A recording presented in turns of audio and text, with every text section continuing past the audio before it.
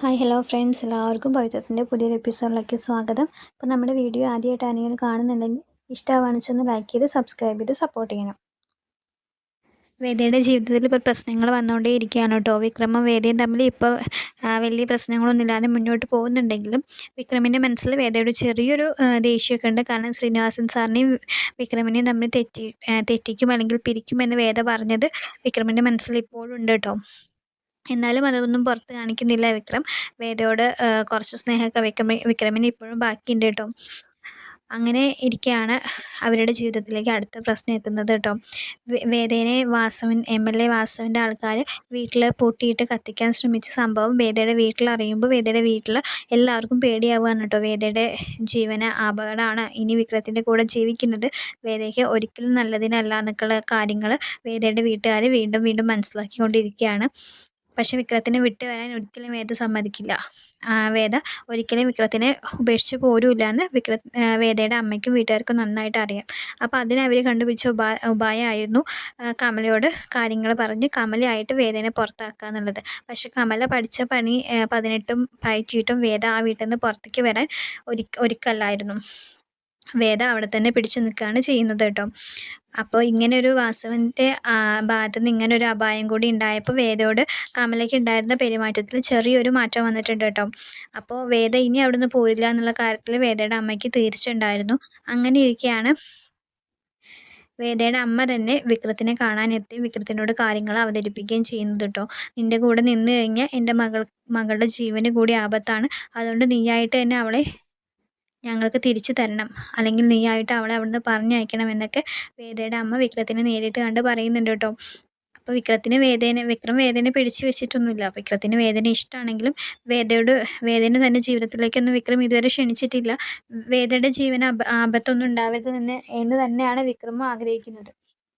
അതുകൊണ്ട് തന്നെ പലവട്ടം വിക്രം പല ആവർത്തി വേദയോട് പറഞ്ഞതാണ്, നീ എൻ്റെ ജീവിതത്തിൽ നിന്ന് പോകണം, ഞാൻ എങ്ങോട്ടാണ് പോകുന്നത് അല്ലെങ്കിൽ എന്ത് തരം ജീവിതമാണ് ഞാൻ നയിച്ചുകൊണ്ടിരിക്കുന്നതെന്ന് എനിക്ക് തന്നെ ബോധ്യമില്ല.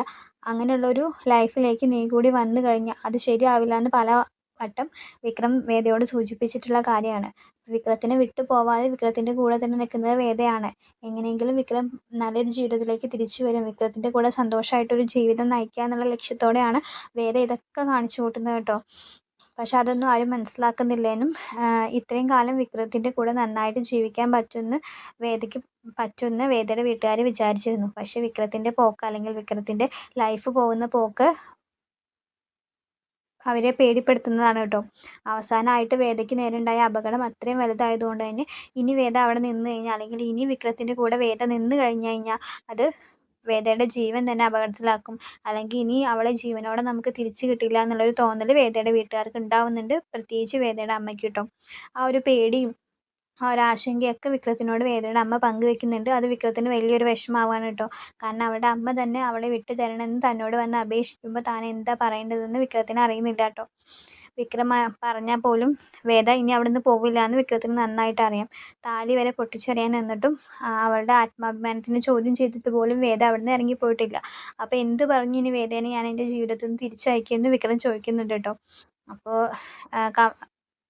പത്മം പറയുന്നുണ്ട് കേട്ടോ, അതൊന്നും എനിക്കറിയില്ല, നിൻ്റെ കൂടെ ഇനി എൻ്റെ മകൾ ജീവിച്ചു കഴിഞ്ഞ് കഴിഞ്ഞാൽ ആ വീട്ടിൽ ഇനി അവൾ നിന്ന് കഴിഞ്ഞാൽ അത് അവളുടെ ജീവന് അപകടമാണ്, ഞങ്ങളുടെ മോൾ ഇല്ലാണ്ടായി പോവും, അതിന് ഞങ്ങൾ ഒരിക്കലും സമ്മതിക്കില്ല. നീ എന്തെങ്കിലുമൊക്കെ പറഞ്ഞ് അവളെ തിരിച്ച് വീട്ടിലേക്ക് പറഞ്ഞയക്കണം.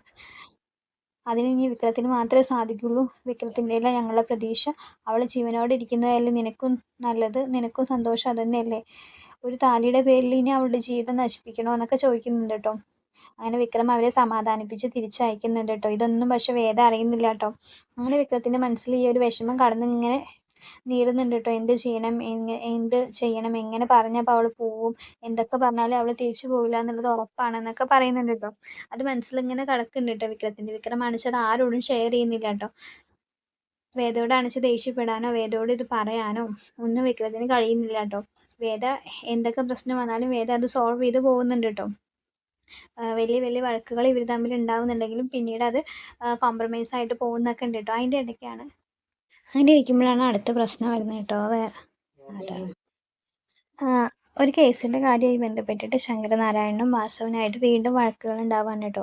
ആ വഴക്കിൻ്റെ പ്രതികാരമായിട്ട് ശങ്കരനാരായണനെ വാസുവിൻ്റെ ആൾക്കാർ തട്ടിക്കൊണ്ട് പോകുന്നുണ്ട് കേട്ടോ. അങ്ങനെ തട്ടിക്കൊണ്ട് പോകുന്നുണ്ട്. പോലീസിൽ കേസ് കൊടുത്തു കഴിഞ്ഞാൽ പിന്നെ ശങ്കരനാരായണൻ്റെ ശവമാണ് നിങ്ങൾക്ക് കാണാൻ പറ്റുമോ എന്നൊക്കെ പറഞ്ഞ് വീട്ടുകാരെയും ഭീഷണിപ്പെടുത്തുന്നുണ്ട് കേട്ടോ.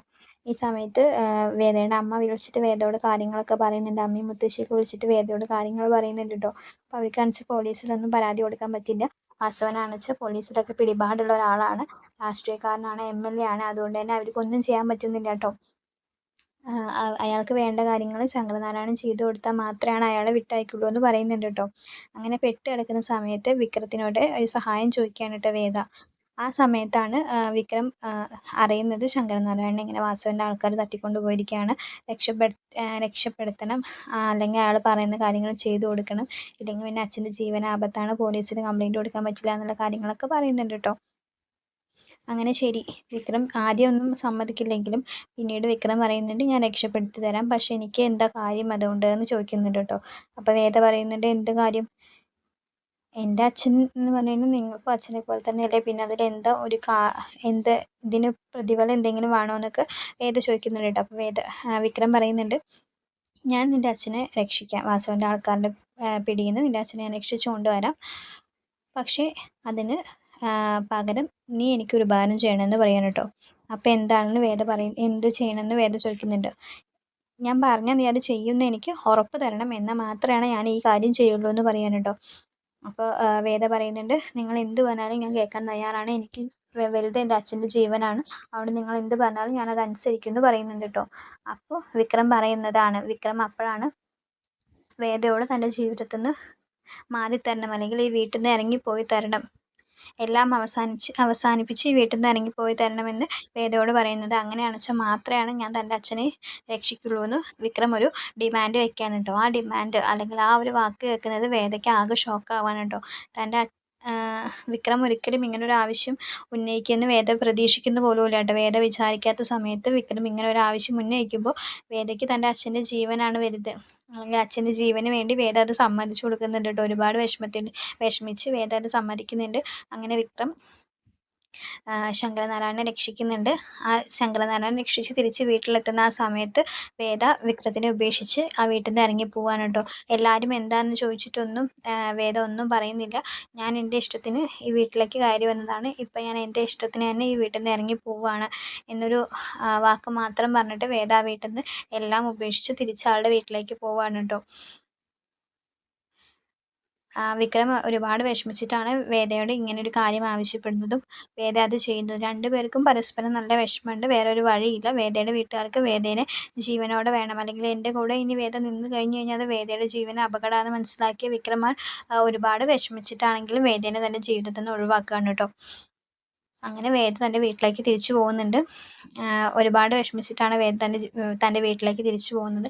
അങ്ങനെ വേദ ആദ്യമൊന്നും ഒന്നും ആരോടും പറയുന്നില്ല കേട്ടോ. ഒരുപാട് വിഷമമുണ്ട്. പിന്നെ മുത്തശ്ശി ഒരുപാട് ചോദിക്കുമ്പോഴാണ് വേദ ഇങ്ങനെ അച്ഛൻ്റെ ജീവൻ രക്ഷിക്കാൻ വേണ്ടിയിട്ട് വിക്രം ആവശ്യപ്പെട്ടപ്പോൾ അങ്ങനെ അച്ഛന് വേണ്ടിയിട്ടാണ് ഞാൻ വിക്രത്തിനെ ഉപേക്ഷിച്ച് പോകുന്നതെന്നൊക്കെ വേദ മറുപടി പറയുന്നുണ്ട് കേട്ടോ. വീഡിയോ ഇഷ്ടമാണെന്ന് ലൈക്ക് ചെയ്യണം. Thank you.